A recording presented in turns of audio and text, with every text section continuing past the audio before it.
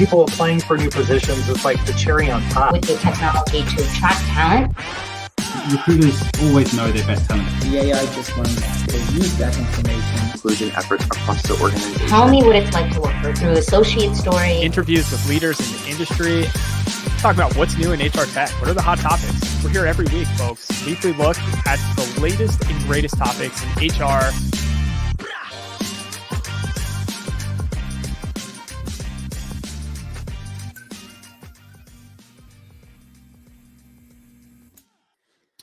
Welcome, everyone, to Talent Experience Live. As I like to say, it's a bold statement, but this is the greatest show on the internet at 12 p.m. Eastern on Thursday. You'd be hard-pressed to find a better show on Thursdays at 12 p.m. This is the place to be every single week if you are a recruiter, a sourcer, a talent marketer, or a talent manager. If you're just joining us, we go live every Thursday. LinkedIn, YouTube, Facebook. Be sure to like us, subscribe us, get notified so you never miss a beat. We love being here. We wouldn't be here if you weren't here. So thank you so much for joining us. Thank you for your time, your attention, your comments. Really appreciate it. I'm your host, Tom Tate. I'm on the marketing team here at Phenom.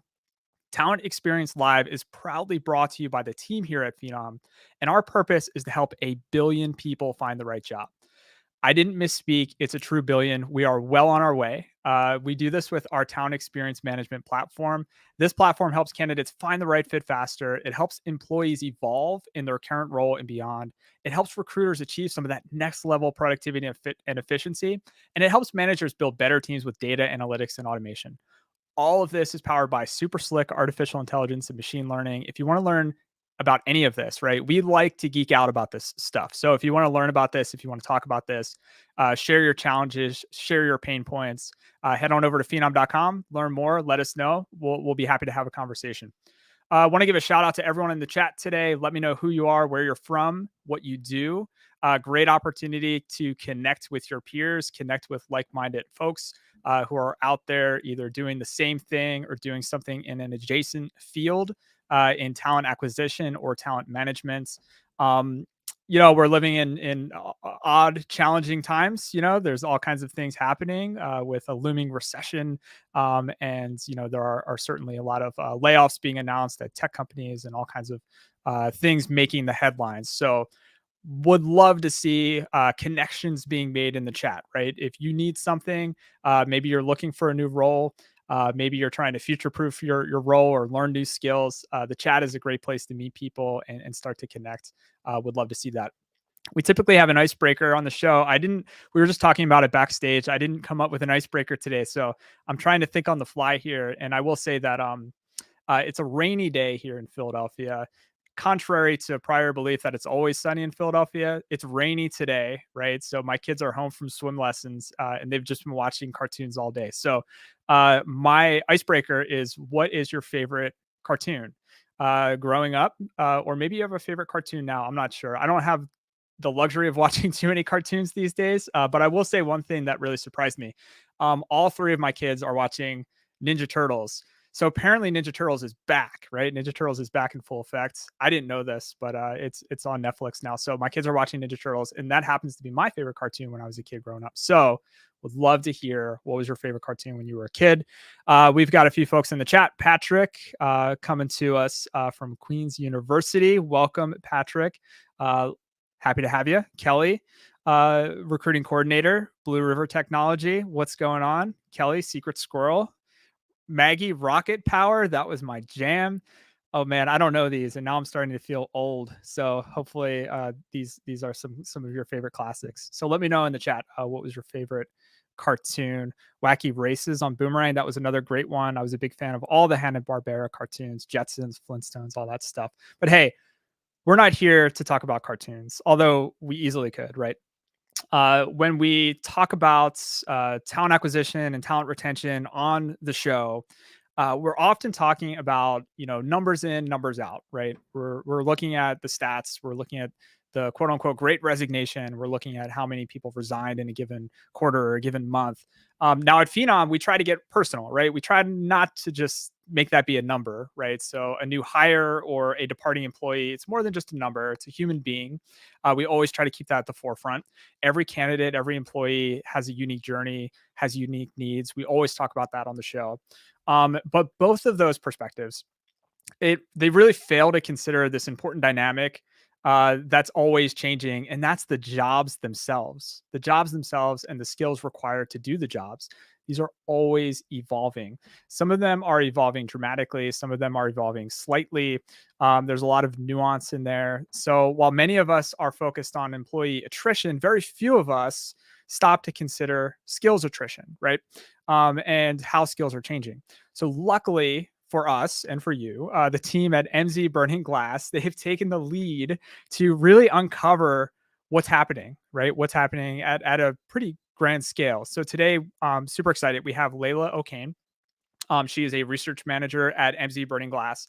She's going to be our guest today to explore new research that really uncovers insightful skill disruption trends that they found after analyzing over 15 million job postings. So let that sink in for like 2 seconds. 15 million job postings. Hopefully they didn't have a slew of interns doing that manually. I'm sure we'll learn a little bit about kind of the technology and the basis for their research. So before we bring her on, yes, we do have a few folks chiming into the chat. So we have Carol saying Dexter's Lab, Cow and Chicken.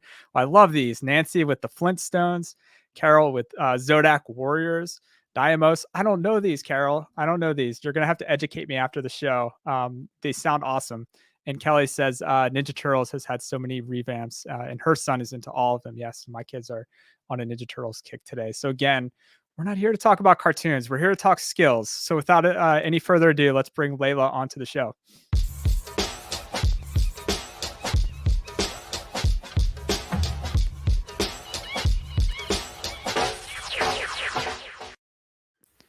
Layla, welcome.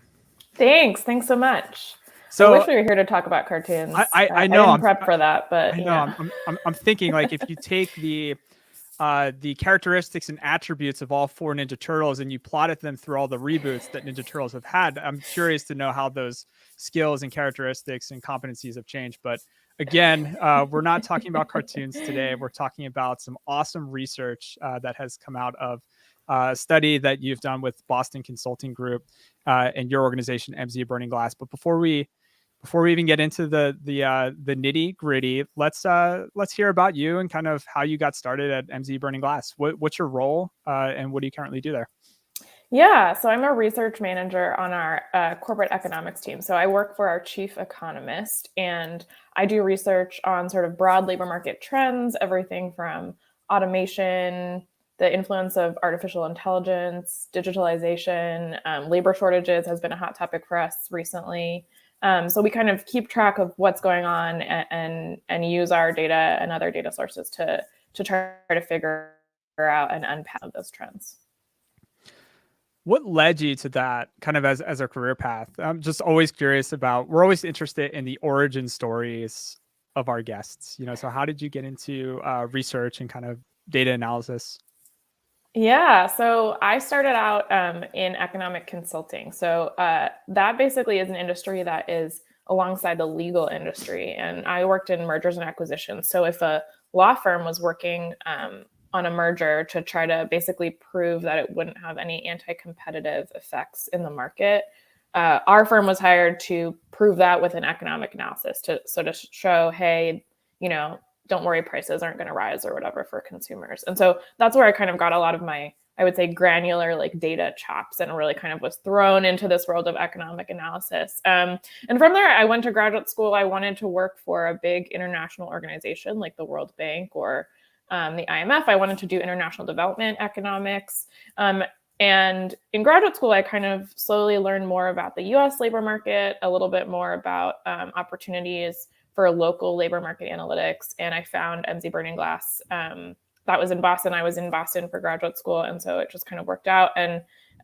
it's been really, really interesting. I get to work with a lot of data, work with a lot of data scientists, economists, social scientists. So people from a really broad range of backgrounds and just tackle some interesting questions that have a lot of impact. So it's been really fun. Yeah.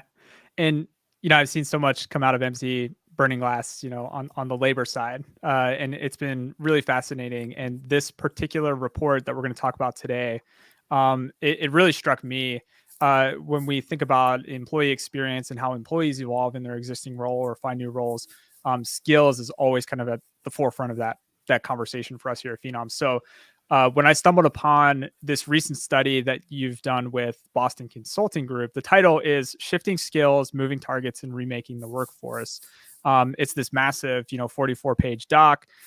We will get a link in the notes for this. So if you're watching the replay, check out the notes and we'll make sure everybody has access to check this out because it's really fascinating. So when you began working on this particular report, what was the main objective? What did you set out to discover when you began to map this one out?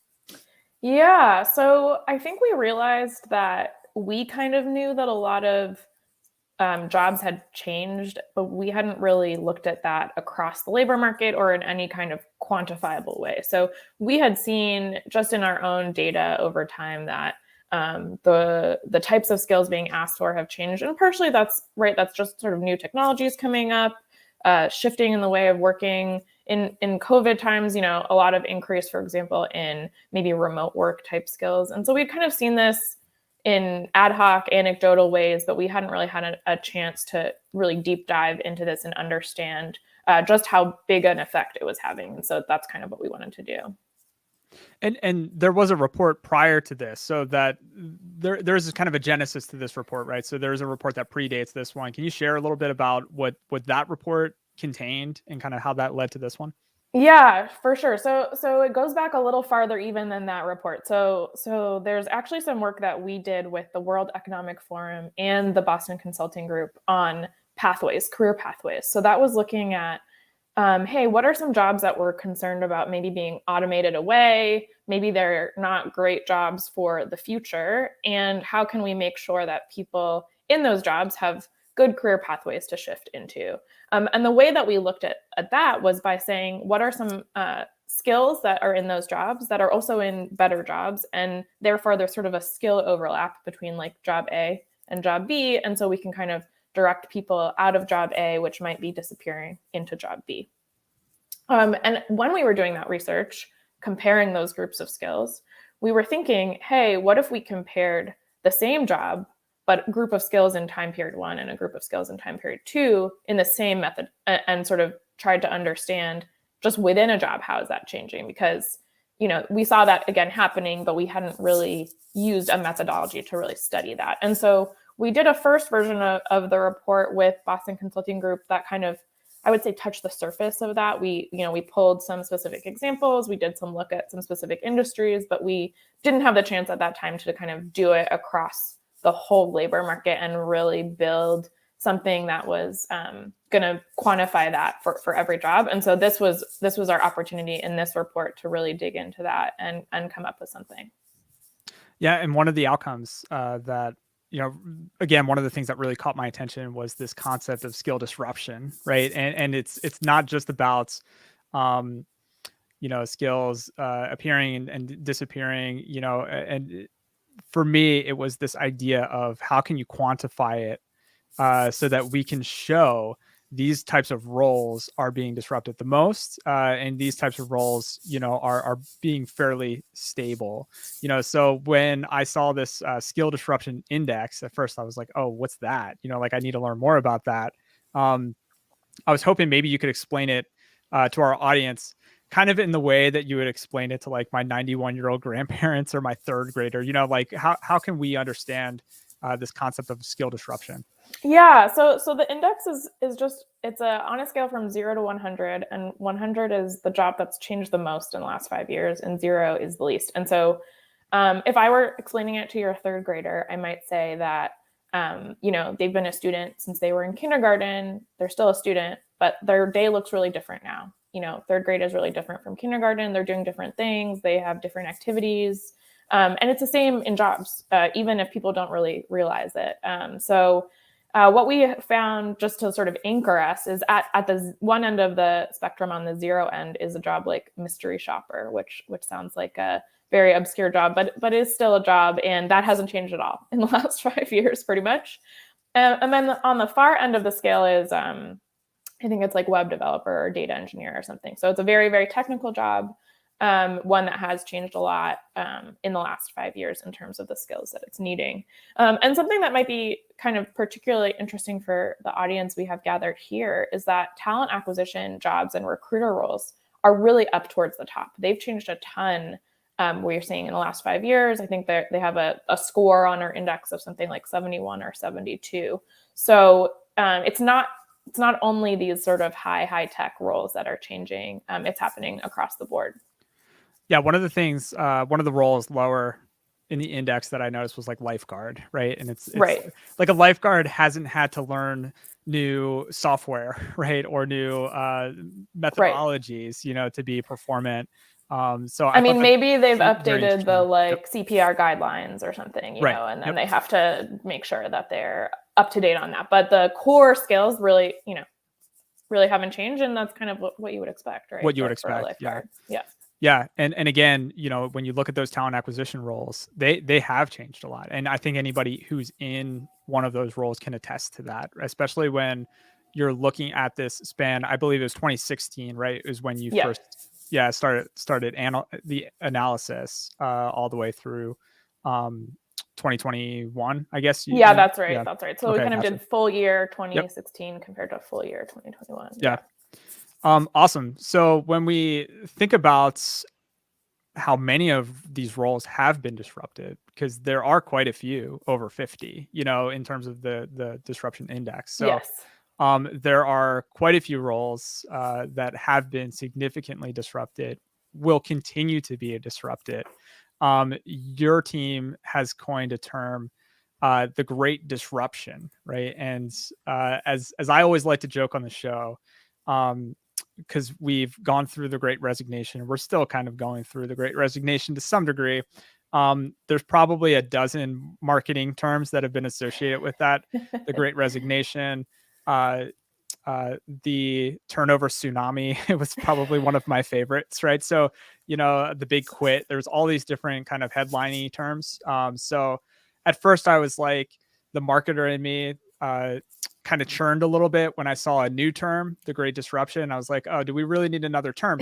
But I continued to read the paragraph in the report, and you're not saying that the Great Disruption is synonymous with the Great Resignation. It's actually something that's happening alongside it. So as HR professionals, you know, how should we think about this idea of the Great Disruption?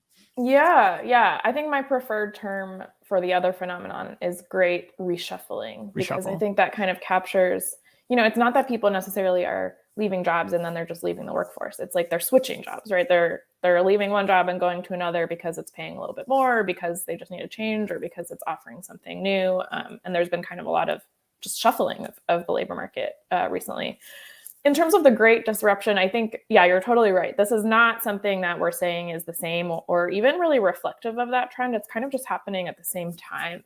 And what it is that as technology has kind of developed, we've just seen a really big influx in jobs being disrupted, in their skills that are needed, just really rapidly changing, even in these kind of short time periods. And so I think a lot of people, especially if they're in the same job, whether it's at the same company or not, you know, maybe you're a marketing manager somewhere and you switch to a marketing manager at another company. And of course you have to learn that industry, you learn sort of the company norms, but you forget that you might also be learning totally new technologies that didn't exist before, maybe a new way of working, maybe new ways of collaborating with people, especially remotely and digitally. And that's just really shifting the nature of your work. And that's what we were trying to measure with this. And so we're seeing that happen just really across so many jobs. And this was a way of trying to capture all of that change. I think, you know, just in terms of summary stats here, you know, we found that 37% of the skills have changed in the average job in the last 5 years. And if you limit that to just the top changing jobs, it's 75% or something like that of the top skills have changed. And so that's a ton of movement that is sort of under the radar because people are maybe experiencing it and not really thinking about it, but they're having to learn things all the time. And when we talk about lifelong learning, like this is really capturing the need for that. Yeah, quantifying it in a new way, and kind of Yeah. showcasing it. And I think there's so much value there for employees to consider their own skills, right? And how are they really keeping, even if it's just keeping mental tabs, on how Totally. they're learning and upskilling. And then for managers too, right? To make sure that they're helping to support that growth and that evolution as well. Yeah. It's probably, so easy for us to attribute a lot of this to the pandemic. Especially for knowledge workers, when we think about, how quickly we had to go from working in an office to working from home or working remotely, learning new software, adopting new ways of working. But that's not always the case, right? And again, you started looking at research all back in 2016, which is pre-pandemic, of course. So what are some of the other drivers that you found when thinking about skill disruption? Yeah, no, this was a great question. I think we specifically wanted to start in 2016 and end in 2021 in order to kind of weed out some of the really core pandemic changes. So in order to kind of skip over a little bit of 2020 and say, hey, we're not focused on 2020 as a baseline. We want to see what's going on outside of that. And that's not to say that 2021 and pandemic don't overlap, et cetera, but Sure. just to kind of get away from that direct result. And I think the other big drivers we're seeing, we've kind of mentioned some of them already, but new technologies. And it's not just that, oh, there's a new technology and now I have to learn it. It might be that there's a new technology that maybe automates a part of your job, right? So you no longer have to do that little part of your job because a program is doing it for you. But now you have to learn a new skill to manage other people using that technology, to figure out, is that the right technology for my team and my team's use case? Those are different skills that come into play, even if the technology isn't something that, you have to learn directly. So I think we looked at, to build the index, we looked at 3 different types of skill change. And I think that might help sort of illuminate for folks what we mean by drivers of skill change. So one is like totally new skills. So let's say like Tableau. Tableau is a pretty new technology, the data visualization software. Sure. It might have existed in 2016. Like I don't have exact dates on that, but in terms of how frequently it's been used, it definitely has increased a lot. It's pretty new. Old skills so that's a new skill that might be like coming up in a job, didn't exist before. Some skills are disappearing, right? So there are skills that are just not as important anymore. I think in the economists universe, we all used to use eViews, which is like an old econometrics technology that we just like don't really use anymore. There are better things. People have moved on to Python. People have kind of found replacements. So that's kind of disappeared. And then there are skills that maybe they existed in both time periods, but they're much more frequent now or much less frequent now. So they're just shifting.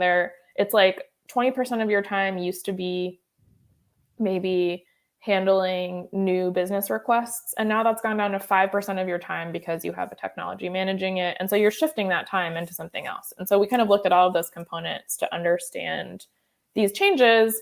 And so technology is driving it, but it's also ways in which we kind of collaborate, ways in which people like to work together. So there are, like Jira, let's say, or other collaboration softwares that allow things to happen. It's not to say that you've had to learn a totally new technology. You're just like learning a new way of working with a team. Yeah. And I noticed that too for the marketing and PR area too, right? That area of focus, where thinking about some of the trending skills that you listed there, Jira was on there, Confluence was on there. So a couple Atlassian products, which we use here at Phenom, and I've used at previous roles too over the past 5 years. Even things like data science, data visualization, totally. Like these are new areas where marketers need to be more fluent than they have ever needed to be before. So it was very interesting to see some of that overlap as well. So thinking through, kind of some of the bigger trends that you've discovered. I know in the report you've identified 4 of them. Again, we'll share a link to the report so people can dive deeper, but do you want to just share kind of at a high level what those top 4 have been? Yeah, absolutely. So the 4 big trends that we kind of unpack in the report are, the first one is digital skills infiltrating kind of non-digital jobs. So I think there are a bunch of examples of this. The marketing one that you kind of brought up is one. And of course, marketing is a much more digital job than it used to be. So sure. There's some debate as to what a digital job is exactly. But digital skills and digital jobs is the first one. And I think we had looked at, for example, like sales representatives. So maybe not as digital a job usually, but now they really have to understand like CRM software, digital advertising. They really need to learn these things in a way that they didn't need to before. The other one is the flip side of that. So the second one is non-digital skills in digital jobs. And this is things like collaboration and kind of communication skills really becoming a lot more important in what used to be like highly technical, really focused roles. So for a web developer, for example, we're seeing that requests for things like teamwork and collaboration skills have increased a lot, have really gone up in those roles. And I think to some extent, some of the technical skills, we've got the technology to kind of do them. So, there are things you can purchase now that will do a whole machine learning model for you. You don't necessarily need the same level of technical capability, but you need to understand how it works, and you need to be able to explain it really well to other stakeholders. And I think those are the skills that are kind of coming up into play here. The third big trend is social media. So I think we kind of know this from our regular lives, sure. But it's becoming important not only in jobs that sort of you would think, oh yeah, of course, like you're a social media manager, you need to know social media. No, like if you're a receptionist at a small business, you need to know social media because maybe you're also that business's social media manager. That kind of skill set is really important across a wide range of roles now. And so that's been the third big trend. And then the fourth one is data viz. So we talked a little bit about Tableau. There are other sort of Microsoft BI, other tools that people are using. But I think in a universe where we're just getting more and more data and it's just going to keep increasing, people need ways to understand it quickly and easily and communicate it to sort of just general audiences. And data visualization is becoming really, really important for that. I was kind of struck when I was thinking about the 4 big trends about how applicable understanding these trends can be for talent acquisition teams, right? Because if you can understand that there is an emphasis of soft skills or non-digital skills in typically digital roles, that might change the way you write job descriptions, right? Or for sure. Change the way you structure interviews or assessments. So there's a lot of different opportunity, I think, for talent acquisition teams, recruiters who might be super curious in this content, this research content, to really level up kind of how they're going out and engaging with talent and finding the right fit, right? Because ultimately you want to find the person who's going to stick with the organization and grow with the organization, not somebody who's going to not meet the needs of the role, right? So that was one like quick thought I had as I was reading it, is there's a lot of applicability to talent acquisition teams. But when you think about the whole enterprise and you think about management, obviously, Layla, you're not creating these PDFs just to sit in the ether, and just kind of live, as bits in the cloud. What was kind of the hope for how businesses and organizations and enterprises can take these insights and what do you hope they can do with them? What are some of the actions they can take? This is a great question. I think, specifically because we really wanted it to be actionable, we focus on the report on, I think, 4 areas that are cross-functional. So most businesses have marketing, most businesses have an IT function, most have a sales function, and most have, there's a 4th one that I forget. Hold on. It'll come back. And so in our report, we kind of do these deep dives on these 4 sections. HR, human resources, obviously. We won't let our audience know that you forgot about HR. I forgot about them. Yeah, no, it's all good. So we focus on those four 4 sectors and kind of looked specifically at what are the roles changing in those, what are the skills driving those changes. And our hope was that people would recognize themselves in those and understand, hey, this is me as a worker, and also this is my business. Like, my business is being impacted by this. Maybe I should look at what are the top roles being affected by this skill disruption in my company, and then think about, like, how can I be strategic about that? If I know that a role is changing a lot, maybe I need to go back to that job description and think, is this the right job description for the role? If I'm going to repost it now and I haven't revisited it in 3 years, like, are those the right skills for my business? Are those the skills that my competitors are asking for? Are those the skills that I think are going to drive future growth in the role? And am I looking for the right candidate who can bring, maybe the soft skills with the digital skills, maybe some piece of that social media element, even if it's a role that you think, well, 5 years ago, we didn't need social media in this role. Just think about if you do now, because you might. And then I think the other actionable piece is for people in HR, especially who are developing kind of professional development, learning curricula, training, to understand that they should be, again, like, updating this. This isn't, unfortunately, it's not something that you can reuse, because so many of these things have changed, and it's important to make sure that your current talent workforce is able to kind of keep up with that pace of demand and make sure that you're going to be competitive in the market. Yeah, super critical. And I think you really hit on an interesting point at the end, staying competitive, right? So you want to maintain that advantage, right? That edge. And when we think about the Great Resignation, I also think about it the way that you think about it. It's kind of like the Great Reshuffle, or the Great Shuffling, because a lot of times when someone leaves your organization, they're not leaving their area of expertise or the industry. They're going to a competitor, right? Or some adjacent, company. So you want to ensure that your employees are engaged. You want to ensure that they're continuing to evolve and upskill in all the right ways. So I definitely think that your research, it plants those breadcrumbs, for managers and for organizational developers to look at it and say, hey, we need to make sure that we're providing the right guidance here, the right paths here, learning paths, So I love to see that type of activity happening.